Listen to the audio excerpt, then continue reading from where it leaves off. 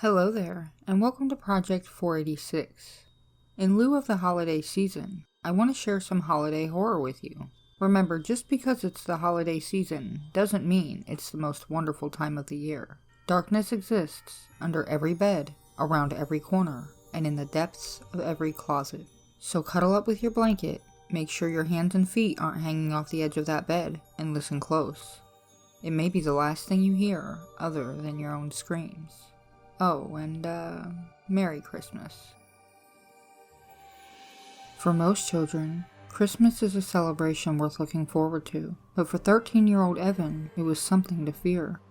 Evan still remembered his 7th Christmas Eve clearly, an evening that he, like most children, had been looking forward to for a long time.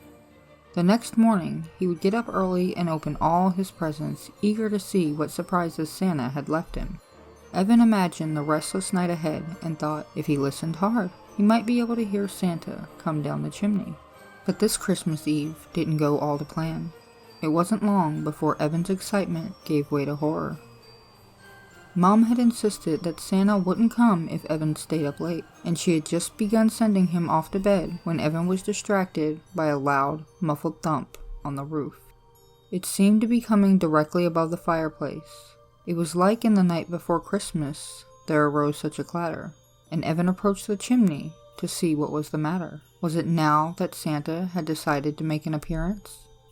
Ash was falling from the nooks and crannies of the chimney to the bottom of the fireplace, sending out charcoal smoke and a burnt smell.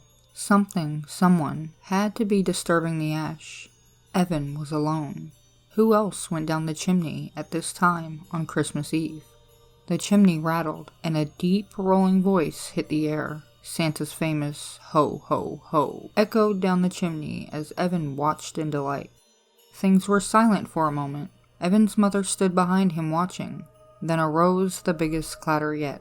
There was an explosion of grayish smoke as mountains of ash fell to the bottom of the fireplace. The fireplace shook as if there was a sudden earthquake. Then, amidst the grayness, there was a flash of red and a tremendous thump. Had Santa made it? Evan rushed forward, unable to stop himself. He felt a flare of excitement, but Mom was first to the chimney. Evan tried to remember the last time his mother had expressed excitement, and couldn't. Then the smoke cleared, and the fallen Santa came into view. He didn't have quite the belly Evan had expected, but this was the least of his observations. Evan gasped as he saw that Santa's beard had appeared to slide off during his fall, but there was no blood. The only blood came from Santa's head, and it was just a trickle. The bad thing was that the trickle of blood was coming from what looked like to be a big dent in Santa's head. Evan frowned. Santa couldn't die. Santa couldn't die. He was too good for that. He couldn't die, not now. So had somebody played a trick on him? Evan glanced at the beard that had appeared to slide down Santa's face. Beards didn't move like that, at least not without there being blood. So then, if it wasn't a real beard, it had to be a fake one. But if that was a fake beard, then Santa's suit was also a fake suit. This wasn't the real Santa. This was Santa in disguise. Evan glanced once more at the fake Santa's exposed features, trying to figure out who this person could be, and make sense of the face that seemed so familiar to him. He realized, for the first time, that Mom had never been excited. Instead, she had rushed to the fake Santa's body in grief. Sobs racked her body, her tears dripping on the fake Santa suit.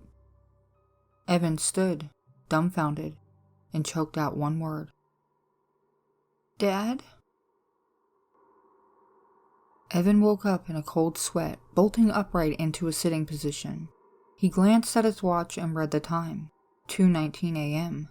Before the light on his watch went off, he read the date, December 20. Only 5 more days until Christmas. Once upon a time, Evan would have been happy about this, but now he wished that Christmas never came. It was the same dream again, accurate in every detail. That evening was exactly how it had been in the dream. It never ceased to amaze Evan how vivid these dreams were.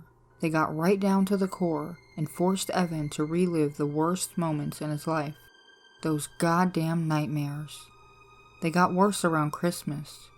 He would dream of that fateful evening his father slipped and fell down the chimney, smashed his skull in on the way down, or he would dream of those claws, those razor-sharp strips of polished bone, weapons that could slice through him like butter if they gave so much as a flick. Most kids grew out of their belief in Santa, came to accept that Santa was just another myth made up to make children happy. But Evan hadn't grown out of it. He had been jolted out of it, his belief shattered with the tragic death of his father. Evan's father had only been trying to surprise Evan, but he had done much more than that. He had bent Evan beyond repair, and every Christmas Santa Claus would haunt Evan. Evan was convinced Santa Claus was some kind of demon in humanoid form. He was definitely not human. He was a supernatural entity of sorts, but Evan had always thought of him as a demon. Santa Claus had been in Evan's life ever since his father died, and though he was mostly absent during the year, he would come back around November, maybe late October. When it became nearer to Christmas, well, he would become more persistent then. There were the nightmares for one thing, and the visions, and Evan had no shortage of seizures around Christmas time, when Santa Claus was at his worst. Sometimes Evan had panic attacks that seemed to come from nowhere, and there was no doubt who had caused them. Evan was no stranger to bullying at school because of his seizures and his strong dislike for Christmas. Santa Claus had taken its toll on Evan. Evan knew that Santa Claus had, in some way, been triggered by his father's death. Sometimes Evan believed that Santa Claus was actually his father's ghost, turned evil in the existence of the afterlife. Evan wasn't one to believe in the supernatural, but Santa Claus had changed his mind about a lot of things. After a while, Evan had been forced to accept that Santa Claus was always going to come back. Even if Evan grew out of his own personal dislike for Christmas, he would never have a joyful Christmas again. It was Christmas that had caused his father's death. It was Christmas that had caused Santa Claus to come. Evan's head flopped back on his pillow. School had finished the week before, but Evan was still dreading the next day, and every day to come until Christmas. What Evan was looking forward to was the absence of Santa Claus. Santa Claus would hang around for a bit after Christmas, then he'd slowly fade away, and Evan would be free of his presence between February and November. Then he could forget about Christmas, pretend it never existed, but no matter what, Santa Claus would always come back, and Evan was sure he would never be free of his demonic existence again. It was an hour or two before Evan sat down to a lazy breakfast of cornflakes, by which time Evan's mother had gotten out of bed. Mom had shut herself out from society a while after she unexpectedly became a widow, developing a strong case of depression. Eventually, she had come to terms with her husband's death, and became a more loving mother to Evan than ever, but she still had her bad days. Sometimes Evan wondered whether Santa Claus was in her mind too. They both supported each other a lot, but Evan couldn't help but feel that the house was lonely every once in a while. Evan had told his mom about Santa Claus for the first few years after his father's death, but then he had decided to pretend that he had outgrown it. He didn't want to put extra weight on Mom's shoulders, and the last thing he wanted to do was make it seem like he was a child. But Evan couldn't hide the seizures. He couldn't hide the fact that he was sometimes absorbed in a hallucination, often concerning Santa Claus. Evan's mom seemed to blame it on the trauma he had received after his father's death. Sure, maybe not all kids would experience that type of trauma, but everyone's different, aren't they? Evan said good morning to Mom, and continued to eat his cornflakes. The fireplace was directly to his right, and Evan thought he could catch a glimpse of red out of the corner of his eye. His head turned. Nothing. Paranoia, or maybe Santa Claus was playing tricks on him.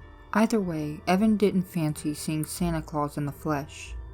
He had seen him already, 5 times to be exact, and would see him a 6th time, for every Christmas Eve at 8:13 p.m., the exact time his father had fallen. He appeared in the fireplace, and Evan was always there to watch him make an appearance. It was then that Evan decided that this year he was going to be prepared. It would be no different to any other year. Santa Claus would appear in the fireplace at exactly the same time as he had the year before, and the year before that year. Mom was never around. She always went to bed early on Christmas Eve or stayed in bed the entire day. This time, Evan wouldn't just be watching Santa Claus, he'd destroy Santa Claus once and for all. Why hadn't he thought of it before? That day, Evan confined himself to the safety of his home, or, more specifically, his bedroom. He distracted himself with computer games and other activities, while all the time planning how he was going to get rid of Santa Claus when he made an appearance. Before his father died, he had a hunting rifle that hung on a hook in the wall. After his death, it had been hidden away inside his wardrobe, which was, of course, in the bedroom Mom slept in. A gun was Evan's closest shot, and it was the only thing he could think of that might kill Santa Claus. What else was he supposed to do? Shout a few defiant words and attack Santa Claus with his bare hands? His dead father's old hunting rifle was the only gun possible for Evan to obtain. The only problem was getting it out of the wardrobe without his mother catching him, and she was sure to get suspicious if she saw him taking a gun out of the wardrobe. This proved to be an easier task than Evan thought, however. When Mom went out to do some shopping, Evan went straight to the wardrobe doors and started burrowing through the clothes. It was then that he experienced the seizure. Evan had just caught sight of the gun when a sudden jolt ran through his body. His muscles were paralyzed, his joints frozen in place. Evan was unable to do anything but stare helplessly as he fell backward onto the wooden floor. Electricity ran through his body, which was now twitching madly on the floor. Shadows danced in front of his eyes as the visions began. He saw his father, now an ash-covered skeleton wearing a Santa hat, leering down at him through empty eye sockets. He saw a Christmas tree decorated with bloody limbs, organs, and what looked like unraveled intestines. He saw claws curling in front of his eyes, claws that would cut him in two if he did so much as blink. Evan came to just as he heard the car pulling into the driveway. Frantically, his eyes darted around, searching for the hunting rifle. Something thin and black poking out from a pile of clothes caught his eye. The rifle. He snatched it up and bolted toward his room, not remembering to close the wardrobe door. He had just reached his bedroom when Mom opened the front door. It wasn't until his mother called out to him an hour or so later, "Evan, have you been through my wardrobe?" that Evan remembered that he neglected to close the wardrobe door. Yeah, Evan replied, thinking quickly. "I was looking for a jacket, since all my other ones are too small. It's pretty cold with the snow and all." Evan was proud his voice didn't so much as quiver. Because of this, Mom didn't pursue the subject any longer. In that one day, Evan experienced the seizure inside the wardrobe, frequent flashes of movement out of the corner of his eye, and a brief hallucination. Usually, it was worse around this time, but Evan had it lucky. The nightmares didn't improve that night. The next day, Evan realized he had no bullets for the rifle. He had forgotten to find some in his panic to get out of the room before his mother saw. Mom didn't get out that day, but Evan decided to have a look through the wardrobe anyway, and if she asked, he'd make up the same lie as yesterday. After some serious rummaging, he found 3 stray bullets hidden in a corner of the wardrobe in a plastic casing. This time, he didn't forget to close the wardrobe door. He put the bullets in his pocket in case Mom should enter the hallway, but she didn't. The plan was looking successful.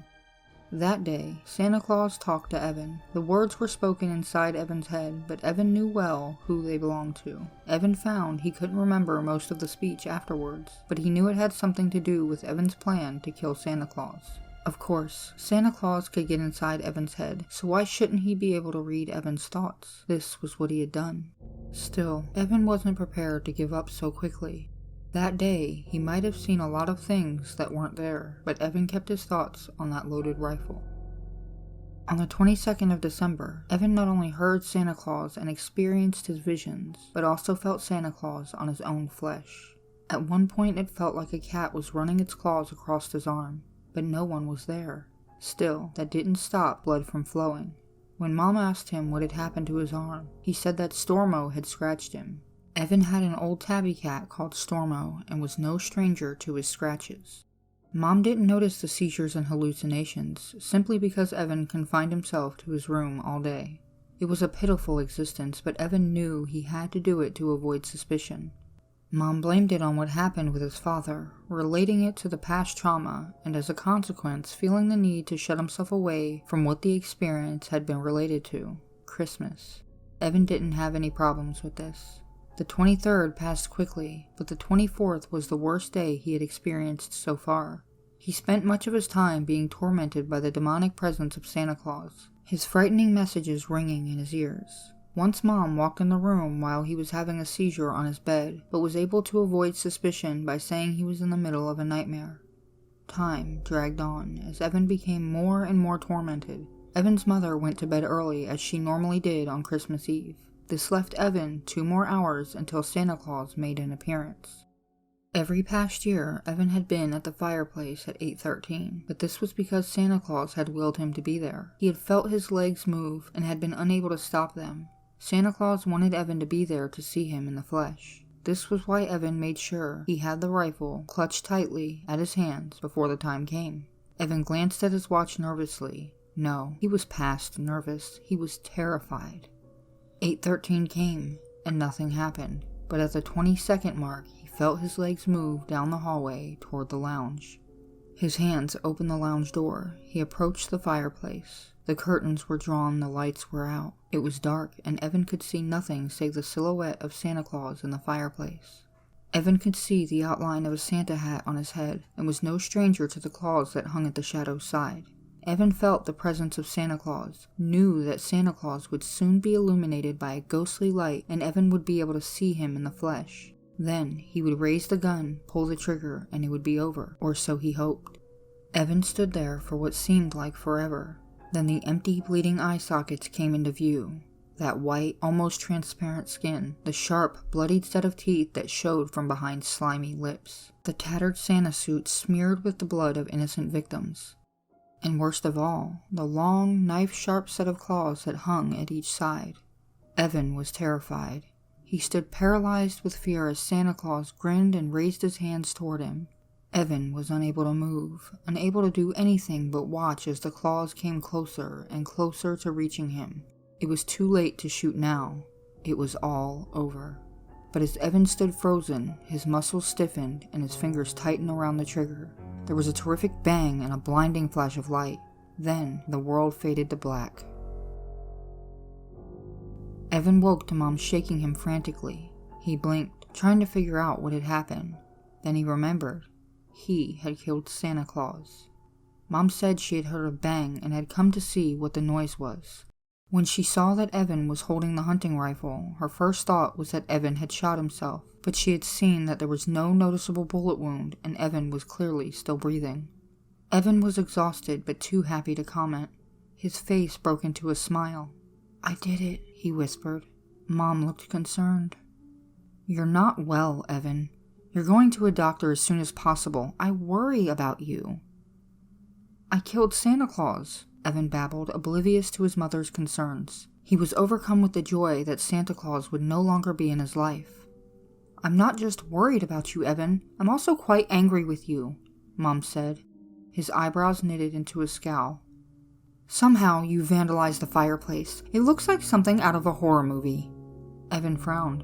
I never vandalized the fireplace." Mom sighed. "Then how do you explain that?" she said, pointing. Evan twisted his head around to face the fireplace. Solid crimson letters had been written on the brick wall behind the fireplace. The paint looked fresh, and Evan could see it still trickling down the wall. But not paint, Evan realized, but blood.